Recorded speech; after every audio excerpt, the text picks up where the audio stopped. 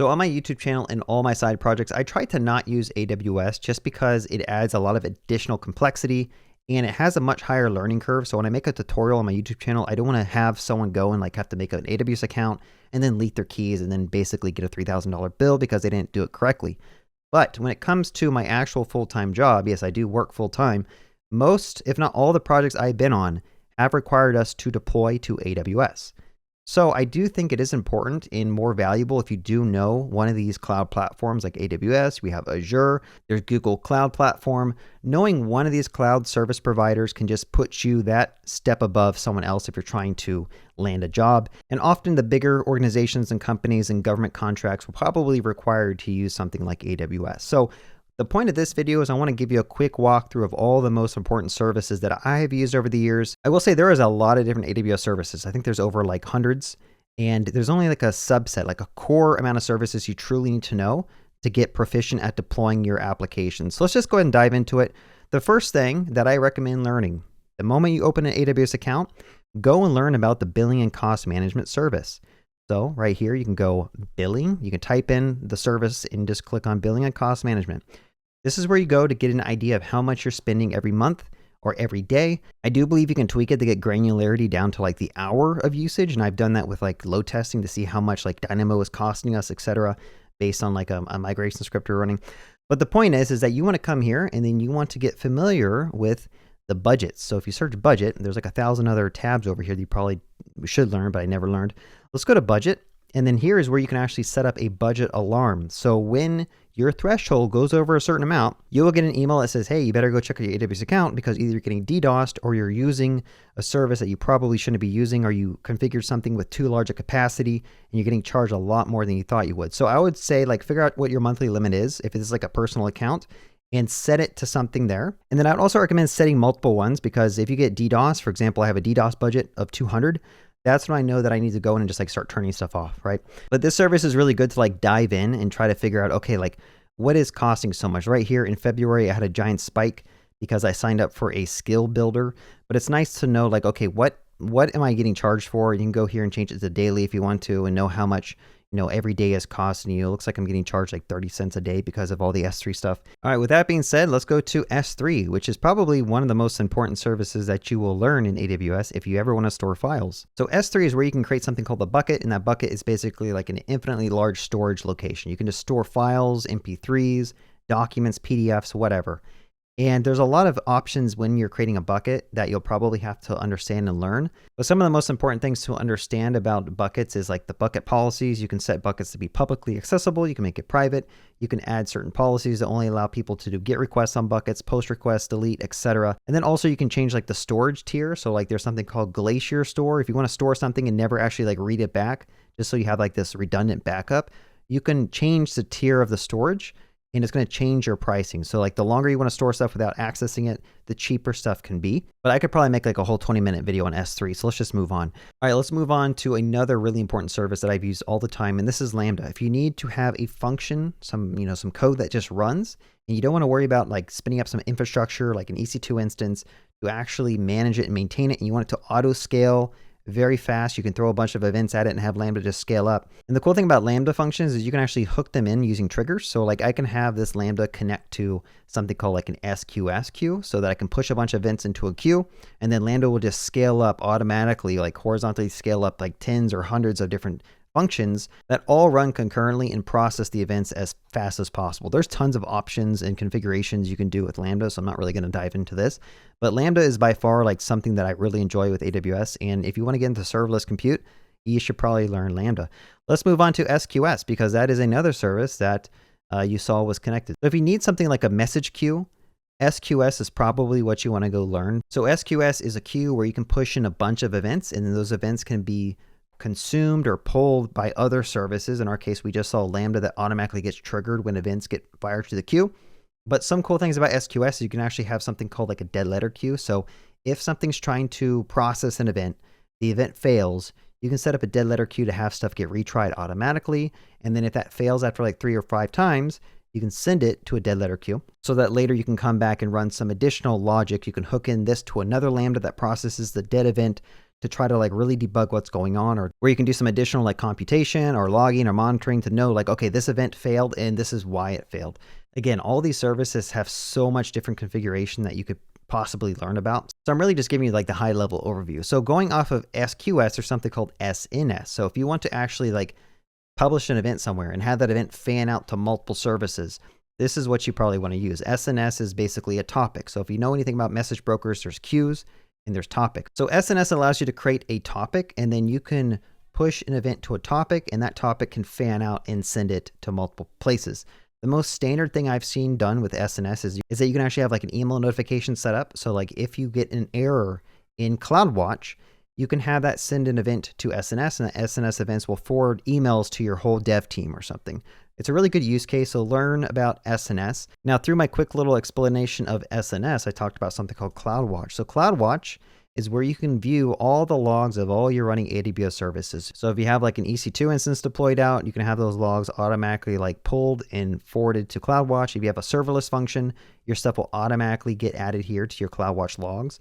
The logs are built up of groups. So everything that you have deployed out, for example, I guess I have some old Amplify logs.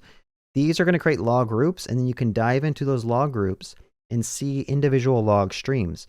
And the log streams is where you're going to see actual requests, how long they took, how much you got charged for those requests. Let me go back and see if I can find one for Lambda. So like here's one for BG remove. We got some log streams here, and you'll see that it took, a certain amount of time to run. It took so much billing duration, so they charged us for 8 seconds of runtime, and it tells you how much memory that Lambda function used.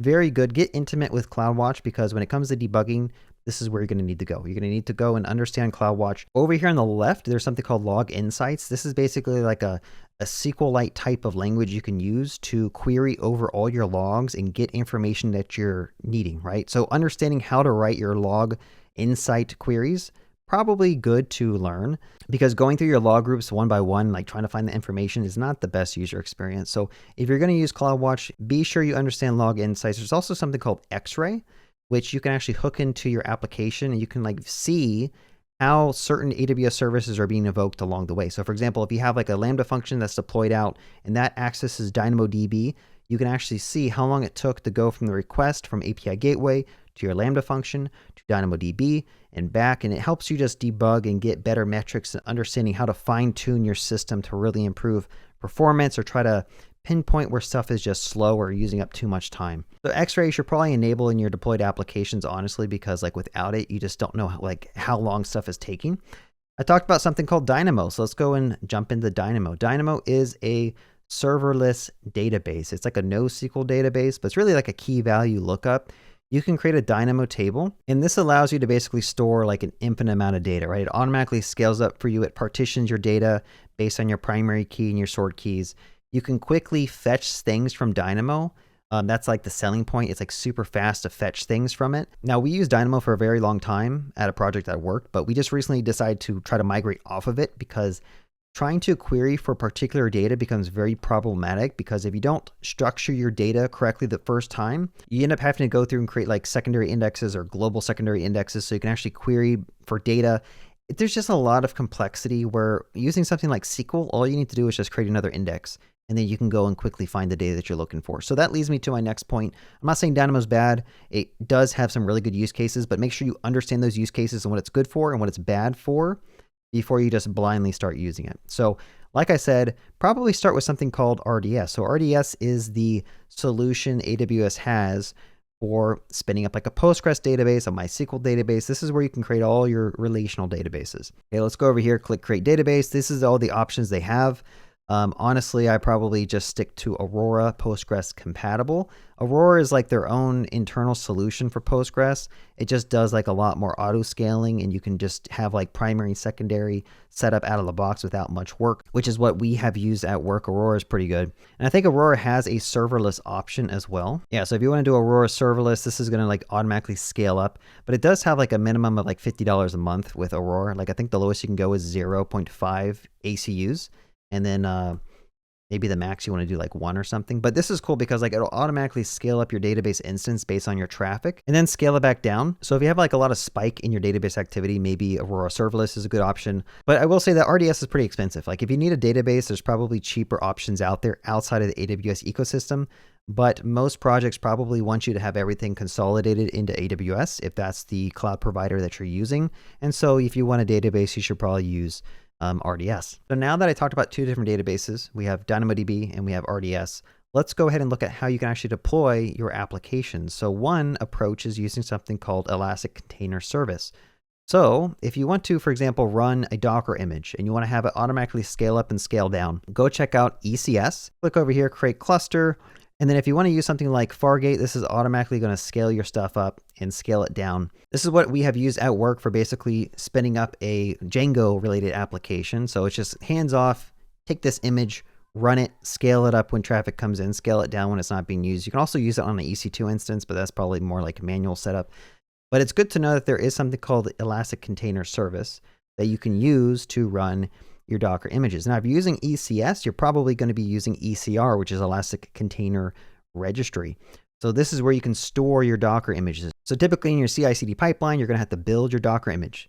And then when the image is built, you got to ship it somewhere. So typically you push that to a repository, which you can create in ECR.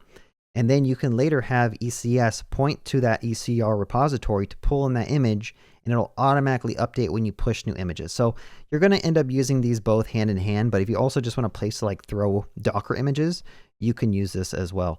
Now there's also something called EKS, and that is Elastic Kubernetes Suitors. Now in the same realm of images and Docker, but not really in the same realm, there's EKS. So if you want to actually have like a hosted Kubernetes service, you can go check out EKS, and then you can have like your whole Kubernetes cluster managed and hosted on the AWS platform versus you having to go and like spin it up yourself.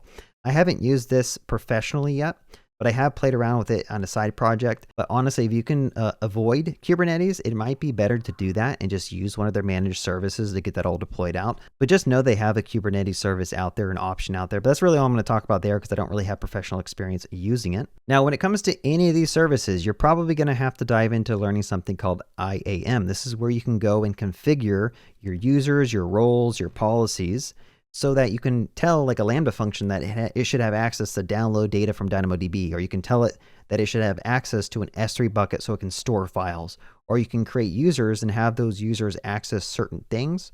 Or if you want to like set up an access key and use it in a GitHub Action runner, you might have to give that access key permission to create and destroy different services on your AWS account. So IAM, you're going to have to learn this, so you might as well actually start with learning this as well. And getting good at creating these policies and like making sure that you only give the bare minimum access. Like the policy kind of looks like this. If I go ahead and click on any of these, it'll just be a list of like what services, let me go to JSON view. It'll be a list of like what services this thing should have access to. So in this case, we're saying, hey, if you give a user or a role this policy, then this policy will grant them access to SageMaker, and it will allow them to do all these actions. Okay, so this is like the format of it. You basically say, here are the actions I'm allowing this role to use. And sometimes you can actually like put a resource in here. If you put star, that means like just give it access to everything in my whole AWS account, every region, etc. But sometimes you actually want to not use stars and learn how to like lock down these permissions to make your stuff more secure. But yeah, IAM, very important to understand. So if you're trying to deploy like a web application, eventually you're probably going to need to learn Route 53. This is where you can go and configure your DNS related information. So like if you want to go ahead and get a domain, I don't think you can actually buy domains on AWS. Now, typically what I do at work and on my side projects is I buy a domain elsewhere like Namecheap, or I buy one on Cloudflare, and then I will point the domain name or like a subdomain to a Route 53 zone. So a zone allows you to basically have AWS manage all of your different subdomains and your A records and your C names. And it just lets you have more control over like what AWS services your different domains and subdomains should point to, which is nice because you don't have to go and like keep diving into a third-party service just to like configure your stuff. You want to delegate all of the configuration to AWS so that you can then point your domains and stuff to what you need to point it at. So Route 53, you're probably going to end up learning that at some point. Now, in combination with Route 53, you're probably going to want to learn something called CloudFront. This is where you can kind of put a globally distributed cache in front of your web server. So if you have like a Django application or a Node service and you have like maybe some static assets, it makes sense to put CloudFront in front of your services so that you can cache all your static assets, and that's going to distribute them across the globe on a CDN. And that allows stuff to load very fast. So regardless of where you are in the globe, it's going to load very fast. Now with CloudFront, there's something called WAF. I forget what the acronym stands for, something access firewall or whatever. But basically, it's where you can go and create rules to prevent people from like hitting a certain endpoint too many times. You can actually like have redirect rules and all this other stuff. So eventually you're probably going to use CloudFront if you want to actually like speed up the performance of your application. And you can also point your CloudFront distribution to like other things. So like those are called origins. So if you want to have like a certain URL and point that to an S3 bucket, you would probably use CloudFront in front of your S3 bucket so that no one can access it. And they have to go through CloudFront to be able to get your information. All right, what other services have I forgotten about? Here's a list of all the different services. Like as I mentioned, like there's hundreds of them, and you probably aren't going to use all of them. You're just going to use like a subset if you're a web developer. Some of them, if you don't want to use like GitHub Actions for your CI/CD pipeline, they have like a whole CI/CD pipeline tool set here called like Code Pipeline, Code Deploy, Code Build, Code Commit.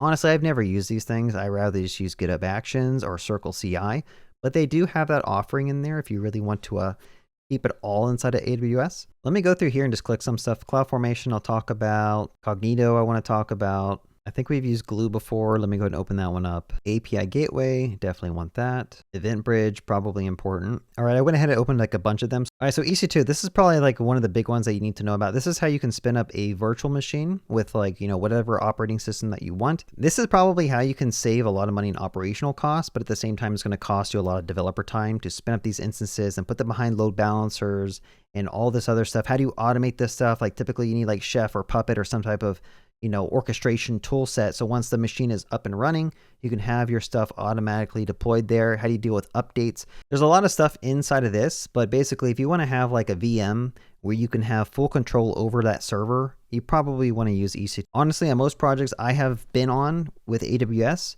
we tend to not use EC2. We would rather use something like Fargate and automatically manage our containers, or just use Serverless to have all that managed for us, because we don't want to waste time spinning up EC2 instances and trying to like automate all that stuff. It could potentially save you some money, but I would rather just use a managed service. But it's good to know it's there. This is where you're going to set up something called security groups. So if you want your instance to only be accessed by certain IP addresses or from other internal services, your security group is what you want to know about. There's also like VPC. That's probably something you're going to learn. If you start diving into EC2, you're going to need to know how to set up a VPC and connect that EC2 instance under your VPC, and then learn about all the different fun stuff inside of the VPC dashboard, which at one point I have learned to pass my certificate exam on AWS, but now I've forgotten most of it. A lot of fun stuff in here, but basically VPC is if you want to have a secure connection between your different AWS things and you don't want them all accessible from the public internet, you'd probably want to learn how to use a VPC. For example, if you want to spin up an RDS instance and have an EC2 instance connect to it, or Lambda connect to it, and not have any of that stuff go across the public internet, you're going to want to put them all on a VPC and then set up your like NAT gateways and set up your different security groups and set up your different routing tables and subnets to get it all connected. So eventually you probably will need to learn VPC if you want your stuff to be secured, because having a publicly accessible database, probably not a good idea. So just wanted to point that one out there. VPC is good to understand. CloudFormation. So CloudFormation is a service that basically acts like an infrastructure as code backbone. So I don't know if you heard of the term CDK or Terraform. Basically, you write a bunch of code and you click deploy. And what CloudFormation does, if you're using something like CDK or the serverless stack, is it's going to spin up all your different AWS resources and manage them automatically. So like you write a bunch of code, you say deploy this, and then CDK will convert that into CloudFormation like plans. And then that plan is going to figure out what services to deploy out. So like this is going to create a bunch of different services. Like, oh, it's going to create Lambda functions. It creates roles for us. It creates SQS queues. It creates more Lambda functions. So one thing you'll find out in AWS is that you will eventually have so many services that managing them by hand is just impossible. And so you have to use something like infrastructure as code to spin them all up automatically. And then additionally, if you have a larger project where you have like a pre-prod environment and like a dev environment, or like a staging and a test environment and a prod environment, you have to figure out a way to take all the changes you've been kind of developing with and tinkering with on a lower environment and have that be applied to a higher environment. So CloudFormation is AWS's approach to doing this. Personally, I just use Terraform. I think Terraform is still the best tool out there, and it doesn't use CloudFormation. It just, figures stuff out using state.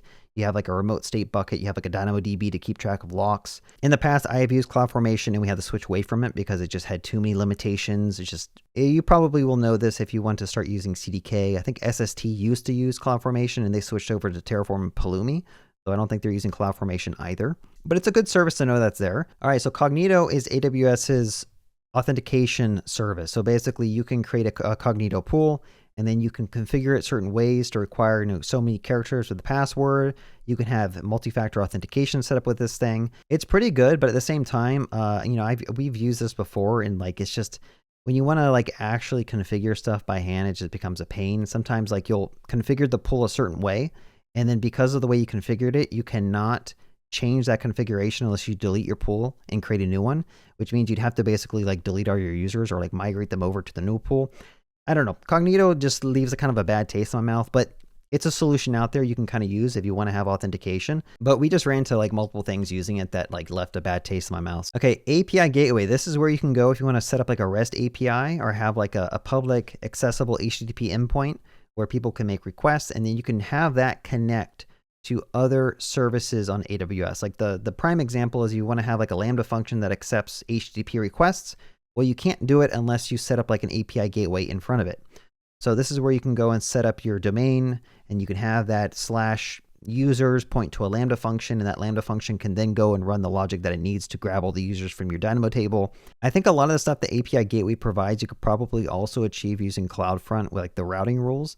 But we've used API gateway before. It's a quick way to kind of put a gateway in front of all your different services and kind of invoke them. It also has pretty good Cognito integration. So if you want to like set up your users in Cognito and then set up a Cognito authenticator inside of the API gateway that gets invoked, you can have certain endpoints require authentication, which is pretty nice. But again, I'm just giving a quick overview of this stuff. So EventBridge, this is where you can go and have different services fire off events so that other services can respond to those events. So like, for example, let's say you want to have an event fire when a server goes down, like an EC2 instance where to power off. You can have EventBridge listen to that, and then you can run a Lambda when that event fires off. Yeah, I think my EC2 instance was a good example, but there's a bunch of other examples in here where you can like have, a different rules that listen to different AWS services, and when they change states or when like certain things happen, you can have an event fire off, and then you can make that do more things. You can like, I don't remember if I've used EventBridge in our systems before. We usually use SQS and SNS, but I think EventBridge is something that's a little bit more integrated tightly into the AWS ecosystem in their services. So I'm not going to talk too much about that because I'm not too confident with it. So Kinesis, okay, so this is where like you have a bunch of events, like a stream of events, like, playing a video, playing music, and you want to process that as it's becoming ingested into your system. You might want to check out Kinesis. It's really good for like taking a bunch of data that's coming in, and then you can have Lambdas, batch consume it and do various things in order over that incoming stream. So for example, like, I don't know, let's say you have like a video stream that's coming in, and as the stream of video images are coming in, you want to go ahead and run some type of like image processing over them to analyze what's going on. Maybe Kinesis could be a good solution to that. Now, in terms of Kinesis, I think I've used Kinesis with a DynamoDB stream. So here's a good example. So DynamoDB, you have this ability to hook into all the data that's being mutated or added or deleted in your Dynamo table, and you can hook in a stream to that. And I do believe it uses Kinesis under the hood. And so as people are writing data or reading data, you can actually fire off different events. This is what we did on our project. We basically listened for all like writes, and then we duplicated those writes to another location so that we can do stuff with that information. So Kinesis is really good for that type of stuff, and it's built in directly to the Dynamo streams if you need to kind of get your hands dirty with that. All right, some other services that I haven't actually used on a production environment, but I've played around with. Beanstalk is a way to like point to a GitHub repo, I believe, and just have it automatically build and deploy your stuff. At least I'm pretty sure that's what Beanstalk is. Can you configure this? It looks like you can also set up a database using it. It's kind of like a more managed approach to like getting your application deployed out. Personally, I wouldn't use it. I would just use Terraform to spin up the resources that I need. But then again, I have more experience with like infrastructure as code and setting all this stuff up. But if you want a more managed solution to like get your stuff deployed out and you don't know how to do it, like maybe Beanstalk. I think there's some other options out there that are more managed as well. Like App Runner, I think is one. Build and run production web applications at scale. Personally, I don't know what the difference is between these. I feel like sometimes there's like duplicate AWS services that do the same thing. So there's like different internal teams at AWS like building the same thing, trying to convince you to use it. Or maybe this is like a newer service. Honestly, I don't know. I don't use this either. I just do stuff the old-fashioned way. Okay, Amplify, this is also another approach to like building out applications. This is more of like an all-inclusive ecosystem. So like you're going to be building things using Amplify, and behind the scenes, it's going to spin up a DynamoDB table. Behind the scenes, it's going to use AppSync or EventBridge or S3 buckets. It's going to create all that stuff for you, but you kind of don't need to know about it. Like abstracts that stuff away. I have used Amplify to just host a Next.js application before. It works pretty well. I don't have too much complaints about it, but I haven't dived into like, I think they have a new version of it that came out and I haven't dived into it. I think at one point I was actually supposed to do a sponsored video with Amplify, but that never actually worked out. So let's just move on. CloudTrail. This is where you can go and log all of your activity on AWS. So like, for example, if someone were to do a AWS S3 put command to a bucket, you can enable CloudTrail in that bucket so that you'll get that request. So like whenever someone's trying to read data or write data or modify your AWS services, this is where you want to set this up so you can actually like be reactive. If you start seeing that people are doing bad things, like logging in with a user they shouldn't be logging in with, or like, I don't know, deleting stuff from a bucket they shouldn't be doing, this is where you can go and probably hook this into like EventBridge to automate some stuff, like when you notice some activity that shouldn't be happening. I think CloudTrail is at least good to know that it's there. But anyway, that's kind of my quick little like, let me just go through all the AWS services I've kind of touched. Now again, the services I mentioned at the beginning of this video are the ones that I would probably focus on learning more, like S3 for sure, EC2, CloudWatch, RDS, Lambda, SQS, SNS, API Gateway, CloudWatch, Route 53. I'm sure there's some others, but if you at least understand those, like you can get a web application running and like it can handle a lot of traffic without you having to really worry too much about it. So, oh, I can't believe I missed Certificate Manager, bro. This is like the one you have to use all the time. Like this is how you can go and create a certificate, and you're going to need to use that certificate when you spin up like an API gateway. If you want like a custom domain, you're going to have a cert for it. You want to spin up a CloudFront distribution, you're going to want to have a cert. If you want to set up like an application load balancer that's going to be in front of your Fargate instance, you're going to need a certificate. So ACM is where you can go and create your certificates and manage those. I can't believe I forgot that one. I'm telling you, there's other stuff I probably forgot as well, but I just wanted to kind of point out some of the important ones. Let me know in the comments below if there's a service that you think I have missed and that you would consider me an AWS noob because I did not mention that service. I think Athena, probably good for like reading over a bunch of data. I think Athena, you can point in front of your S3 buckets. We've actually used this at work before. You can like, it gives you like a nice query language to point over a bucket. And if your data in that bucket is structured a certain way, you can do like SQL queries over tons and tons of data. And I think that's actually what we use AWS Glue for. We like took DynamoDB, we use a glue job to move all the data to a bucket. And then we use Athena so we can actually query over all the Dynamo data to get like analytics of how stuff is being used. I think Athena is where that kind of comes into play. I think the last thing I'll mention is support. So like if you actually have an AWS account and you're making money, you should probably sign up for some type of support account, because without it, like it takes them forever to get back to you. So like, for example, I got DDoSed and my bill was like $2,000 or $3,000. I went ahead and just signed up for like the $100 support service so that I could get a response within like an hour. It was like 2 hours or something.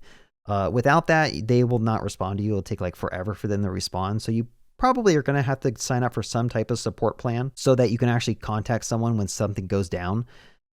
Yeah, I think I set up the business one for a month and then I canceled it just so I can get 24-hour access. Typically, they'll respond within like, based on your needs of your project and how fast you need people to like help you, like that's where you can kind of change your tiers. But yeah, hope you guys enjoyed. Leave a comment below if there's a service I missed you think I should have talked about or at least mentioned. I know AWS organizations probably is a big one if you're working at a big company and you have to manage multiple AWS accounts. AWS organizations, I remember having to learn about this when I got my certificate. I think also systems manager is something that you might need if you want to configure a bunch of different EC2 instances from a single place.